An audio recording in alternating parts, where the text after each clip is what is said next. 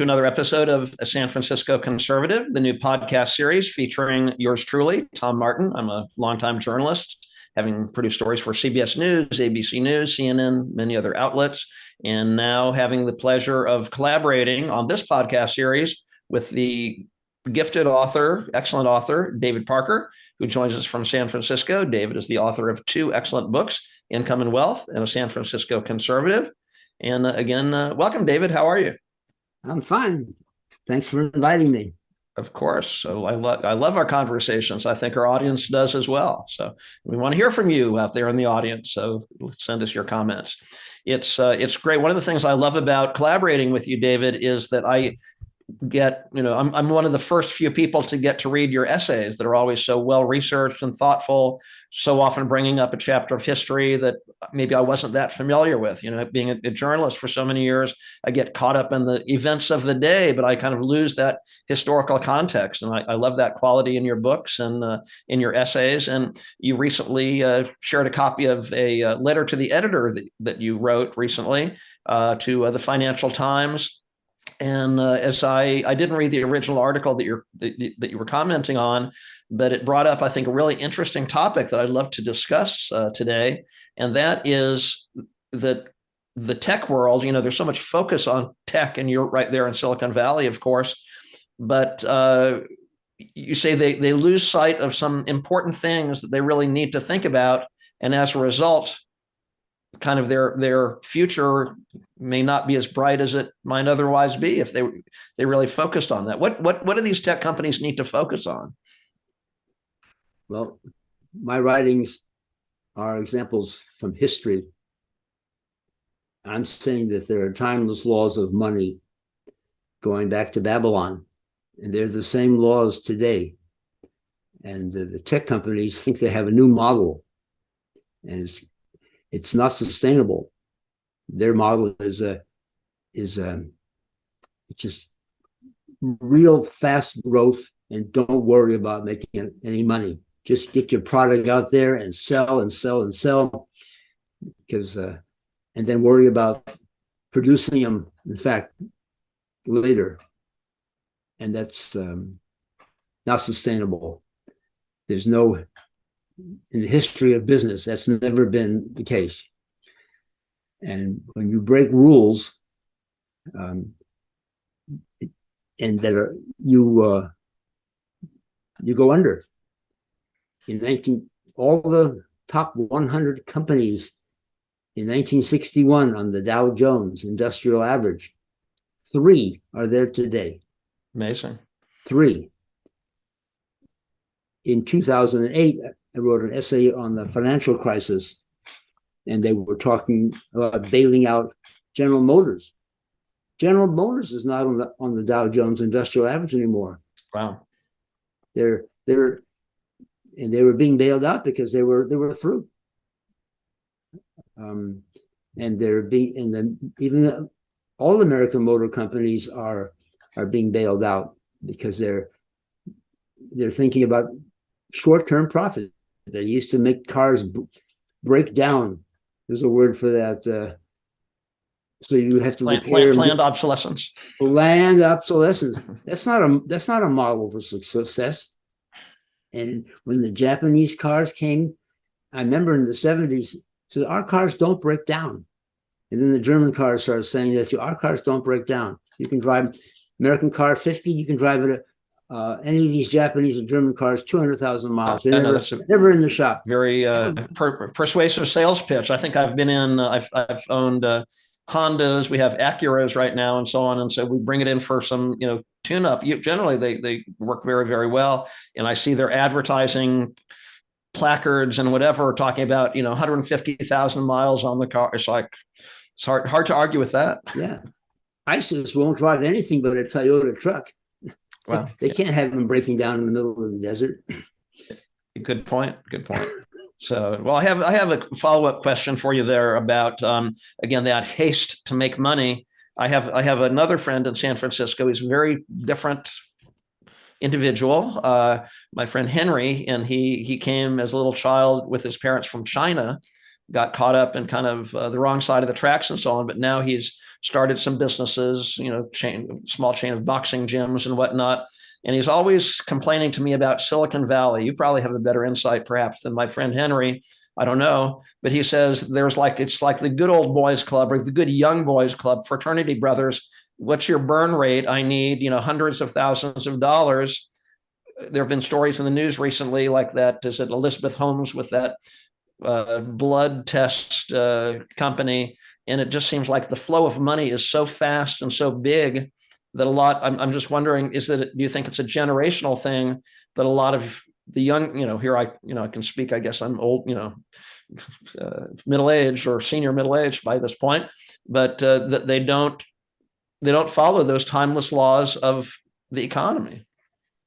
There's, I guess, pressure to make money. And I own some industrial buildings, and I had an app opening for, I think, 20,000 square feet. And two companies came right away. One said they were only losing $25,000 a quarter, and the other was losing close to $1 million a quarter. Wow. And with no expectation of profit in the near future. And I says, I don't want any part of it. But that model is what I'm talking about. And I experienced it. They came to me. The one that was losing $1 million a quarter was backed up by George Soros, famous. Yeah. And says, well, they have they can push me around. If they say, money's not coming in, we're not going to pay the rent, what are you going to do about it? I'm imagining, and I says, yeah, I know what I'll do. I'm not going to rent to you. That's what I'm going to do about it. And it's against everything I'm preaching. Unless you have a really big vision, like Jeff Bezos. Amazon didn't make money at the beginning, and he said they're not going to make money, but then they'll make a lot of money later. If you're really solid about that, he was planning 20 years, 30 years out at a time. And that's the big boys are doing that. But if you're a young person, you're starting off, you can talk like you learned that in a business school. We're planning 20, 30 years out, but you don't have the experience and you haven't done it. And big companies that have the experience have gone broke doing that. So yeah, no, good point. Can you give us an example of perhaps one of those timeless laws that you're referring to? Right, that was my next thought. I call it timeless rates of return for 6,000 years or longer. Return on interest on savings is about 1% to 2%. And after the financial crisis, 2008, they were 0.1% for 10, 15 years. And all of a sudden, they're up now. That's just to fight inflation. When the rates come down, those rates will come back down again. That's the timeless return. And if you're getting more than 1 or 2%, it's because of inflation. The bank is adding an inflation kicker in there, cost of living. It's not a real, it's called a nominal rate of return when it's more than 2%. The real rate is 1% to 2%. And the rate of return on mortgage lending is 2 to 3. And after 2008, you could get a home loan for 2 to 3% interest. That wasn't some shocking thing. That's the timeless rate of return on people who lend money on mortgages. Lenders make money, that was part of the financial crisis, on the loan fees and on the servicing of the loans. And they weren't making money on the interest. That's not sound policy. It's telling you right there. You're on the frill. That's not sound. Yeah. And the timeless rate of return on venture capital is 3 to 5%. It's not 10, 20, 100%. Venture capitalists, they're here in Silicon Valley, Sand Hill Road. They maybe are making loans 100 at a time, knowing that 90 are going to fail, knowing they're going to fail. They're professional. Yeah. And maybe 9 will break even or make a little money, and one they're hoping will make a lot of money. Yeah. That lot of money is way more than what they're losing for all the other companies. But nobody knows who's going to accidentally or by luck have the product that everybody wants. So if you invested in a venture capital firm over 20 years and see what your return is, and if you didn't have that hit, the casino hit, maybe 3%. That's all you're getting. Interesting. I just want to take a quick minute for our viewers and our listeners and remind you all, this is a San Francisco Conservative, a new podcast series. I also want to throw in a nice plug for David's books, Income and Wealth and a San Francisco Conservative. You can find them on his website, davidparkeressays.com, or on Amazon. And also don't forget to click the subscribe button right here if you're on the YouTube channel page. But I want to get back to our conversation. A number of years ago, I had an interesting lunch meeting. I mean, I'm not from the investment world myself, but my knowledge there is limited. But I had a very interesting lunch with an economist by the name of Robert Prechter, and his kind of core teaching is something called the Elliott wave. And he said, when you chart like technical analysis of charting a stock and so on, he says they really follow the pattern of nature. There's evolution, there's bursts of growth and so on, but then it's retrenching a little bit.